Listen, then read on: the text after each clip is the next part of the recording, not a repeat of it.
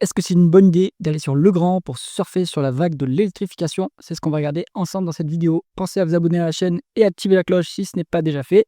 Il y a encore beaucoup de monde qui regarde régulièrement ma chaîne sans être abonné. S'il vous plaît, faites-le, ça me fera connaître mon travail. Merci d'avance.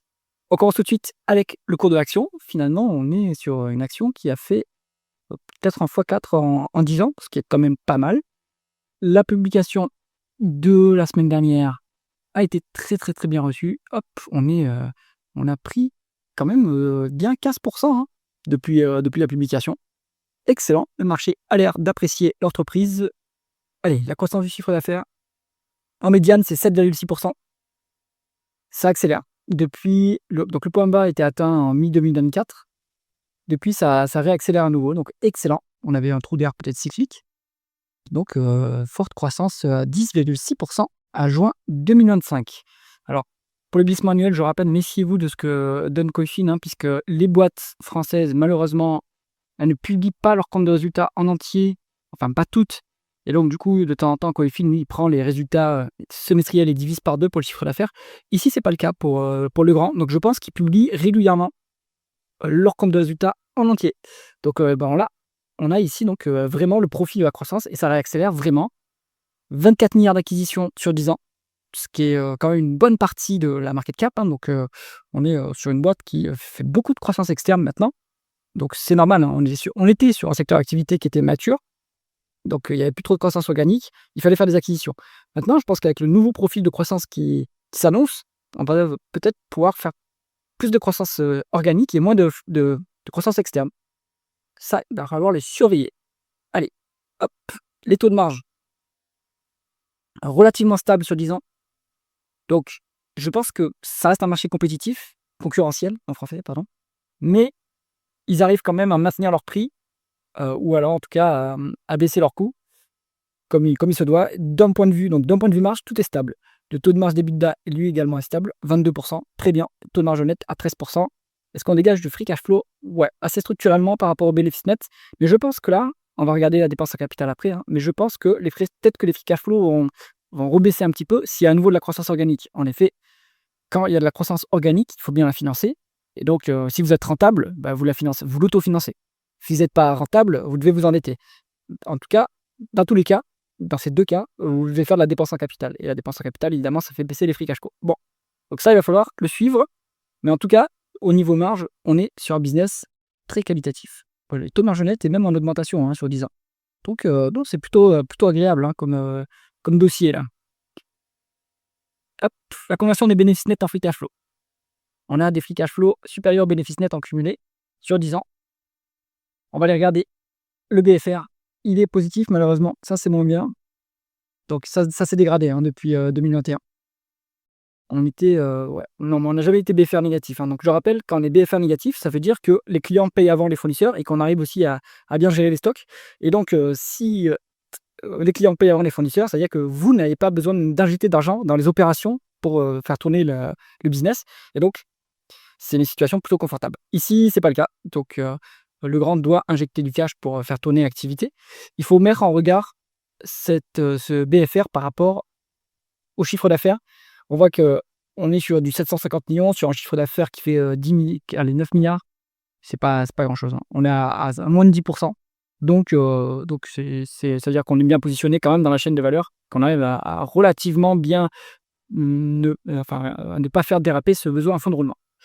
Alors, donc ça se dégrade quand même un petit peu, ce fonds de roulement, à surveiller. Ensuite, si on regarde les dépréciations, amortissements, VS, la dépense en capital et les other non-cash items, on va enlever ça.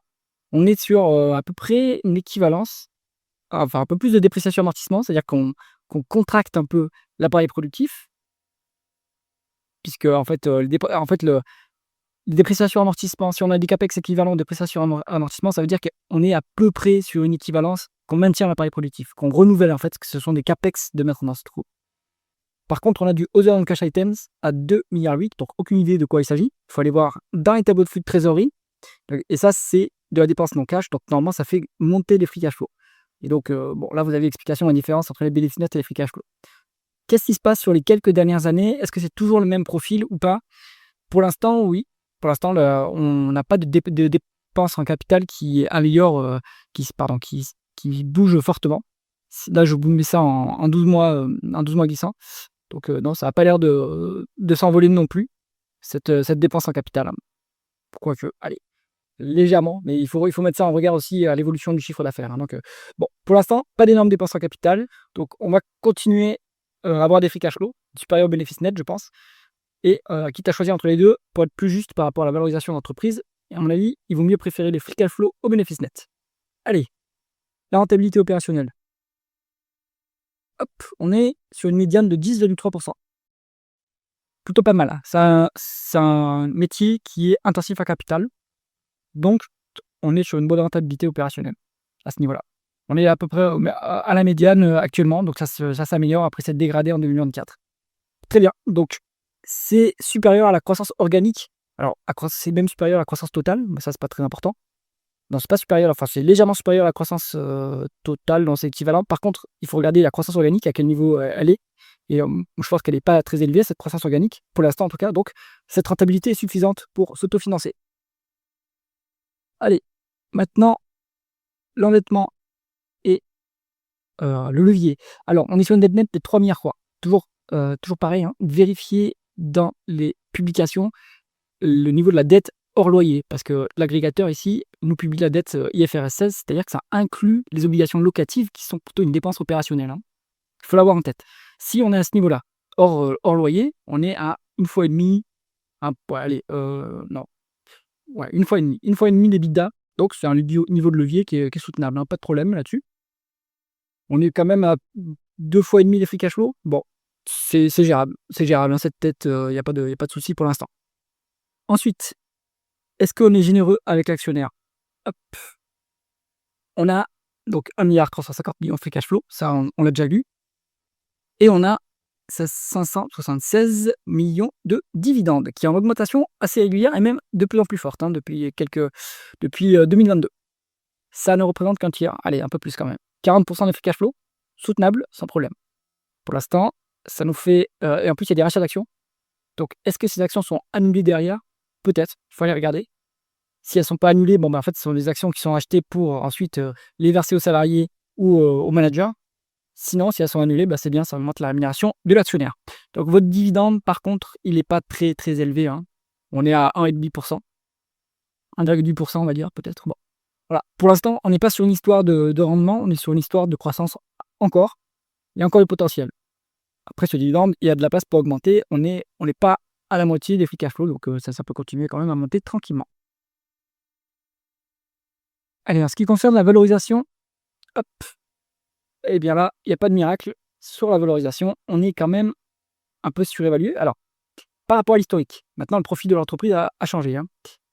Peut-être que le nouveau profil de l'entreprise, c'est ce profil sur 5 ans. Il y a eu un trou d'air quand même, hein, sur 2023. Bon, maintenant, on est quand même sur un niveau de valorisation un peu élevé, le niveau qui avait cours en 2022, avant la crise inflationniste, qui a impacté beaucoup les valeurs de croissance comme le grand. Ça, je pense que c'est plutôt une anomalie, hein, vu que maintenant l'inflation a baissé et que les taux d'intérêt, sauf en France, mais ça c'est une autre histoire, les taux d'intérêt doivent commencer à baisser. Donc je pense même que les entreprises françaises vont pouvoir, et celles du CAC 40 vont pouvoir s'endetter à moindre frais que l'État français. Mais bon, donc je pense que ouais, le multiple médian qu'on voit ici, c'est un multiple raisonnable, hein, pour le grand. Donc là, pour l'instant, on est quand même un peu surévalué. Bon, mais ça, c'est évidemment sans tenir compte de la croissance. Donc si on tient compte de la croissance, je ne sais pas si on est surévalué. Moi, je fais pas de valeur de croissance, hein, je vous le rappelle souvent, mais je fais que de la value parce que, il y a un repère historique, c'est le multiple historique. Alors que pour la croissance, il faut prendre les estimations des analystes et les analystes se trompent souvent. Donc, moi, je préfère pas me tromper, ou en tout cas, si je me trompe, avoir une marge de sécurité. Donc ici, c'est pas le cas. Mais d'un autre côté, moi, je pense que le grand, sur du moyen terme, donc si vous la détenez sur 3 à 5 ans, il n'y a pas trop de risque à ce niveau-là, puisque la croissance est en train de réaccélérer. Les multiples ne sont pas dans l'espace non plus, hein. Ça reste peu cher, mais c'est pas extraordinairement cher. Donc, sur des valeurs de croissance, c'est toujours pareil. Si on les détient à long terme, bon, on va faire la croissance des bénéfices sans problème. Si on veut spéculer à court terme, il suffit qu'il y ait une déconvenue et votre multiple tombe très vite et le cours de l'action est rapidement divisé par 2, hein. Donc, voilà. Là, on y va, on peut y aller si on est intéressé pour du long terme, donc 5 à 10 ans. Pas moins à mon avis, et même sur 5 à 10 ans, je pense qu'il y a vraiment du bon potentiel sur le grand. J'espère que cette analyse vous a intéressé. Si c'est le cas, mettez un pouce vers le haut et pensez à vous abonner à la chaîne. À bientôt.